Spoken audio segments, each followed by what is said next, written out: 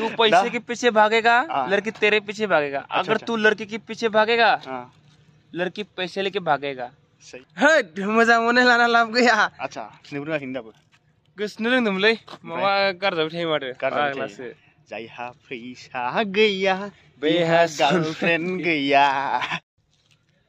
Hello friends, comedian भिउ YouTube चैनेलाव गिबियावनो बरायनाय जाबाय आरो लोगोसे जों दा दंफैयो मोनसे जायगायाव बेरायनो।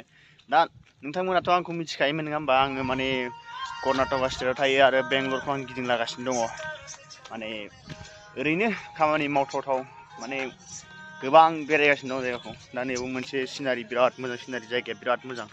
दायो दंफैलाय आं बेरायनो माने आं खामानि मावनो फैदों। एक्सुवेलि खामानि मावनो माने खामानि मावनाय फाजैनो बेरायगासिनो आरोना। दा जायगाया बिराद मोजां नै। माने केमेराजों बारा मोजां नुवाखै जानो हागौ, होमबाबो माने बेजों बिराद मोजां नुयो आरोना, मेगनजों बिराद मोजां। जायगा एयारपर्ट खाथियावनो, गोजौजों एयारपर्ट बिलान दङ नै। आंबो थांगासिनो दं मार्चआव, बैसागुखौ जोखावहैनोसै न'आव। मार्चआव न'आव थांसै। एयारपर्टआबो लोगोफोर माबा फैगासिनो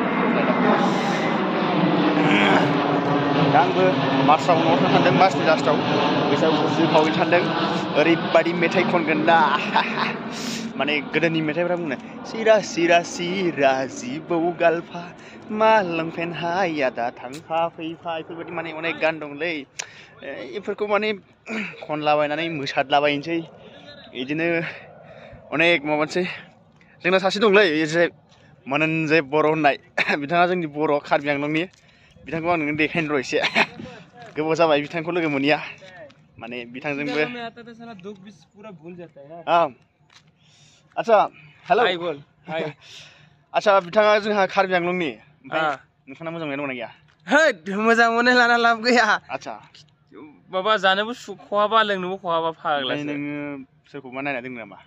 नायनायाथ' नायाखै। आच्छा आच्छा, ओमफ्राय गोसोनोबो रोङाखै दाबो? गोसोनो रोंदोंमोनलै, माबा गारजाबाय थायो माथो फाग्लासो। आच्छा, सिख्लाफ्रा ओरैबायदि गाज्रिलै, माने जायहा फैसा गैया बेहा गार्लफ्रेन्ड गैया।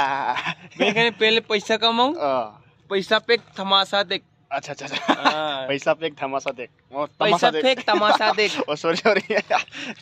तू पैसे के पीछे भागेगा, लड़की तेरे पीछे भागेगा। अगर तू लड़की के पीछे भागेगा, लड़की पैसे लेके भागेगा। सही है सही है। बट अभी क्या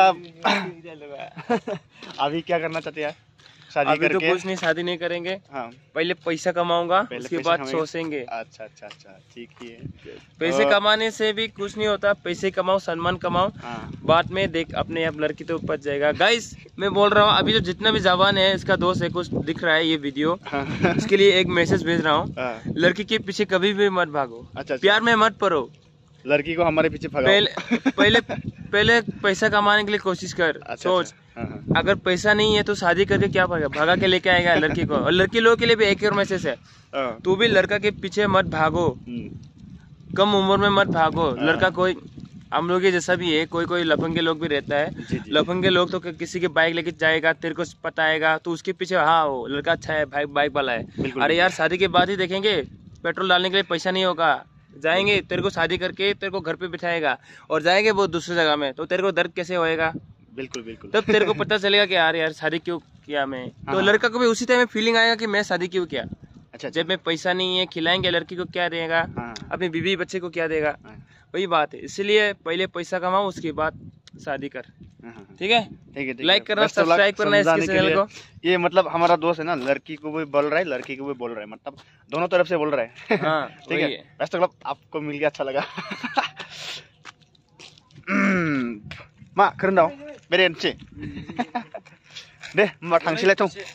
दा नोरैजाय मोनसे हटेल दङ, बिथिंबो बिराद मोजां, बै बिल्डिं नुहुरनाया बेबो हटेल। माने बे गासिबो एरियानो हटेल गोजा आरोना।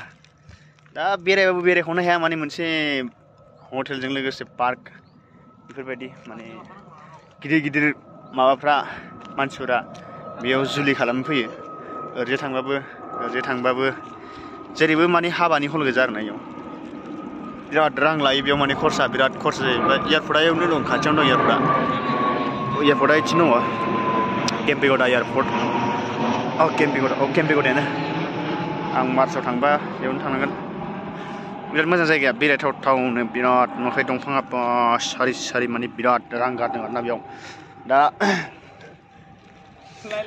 ओरैबो बिराद मोजां बेरायथावथावनो बा आसोलफ्रा मालाय सावगारि सेबखांगासिनोलै बिराद मोजां आरोना जायगाया माने बेरायोबा बेरायबाय थाथावथाव नायोबा नायबाय थाथावथाव बेफोरबायदियाव आरो सेंग्रा सिख्ला लानानैसो बेरायफैनो हामोलै जों आरो बेंगलराव थादों जाहैबाय बहाथो सेंग्रा सिख्लाखौ मालाय बहाथो मोनबावनो नङा होमबा जोंबोथ' गोसो दंलै बेरायनो सिख्लाफोर लायै लायै बाइकआव थिखांनि बेरायनो नाथाय खाफालनि लिरनाय मा बुंनो निखावरि बिमानि उदैनिफ्राय जोनोम मोननाय जाहैबाय दा आरो जोंबो माने फरायनानैबालाय माथो लाब नालाय फरायबाबोथ' साख्रि मोना गोबाङानो दा आं नोंथांमोन सासे मानसिखौ देखायदोंमोन बे मानसियाबो माने पिअ पास बिए आव फरायदोंमोन बिथाङाबो रांनि प्रब्लेमावनो फैबाय दा साख्रिबो मोनासै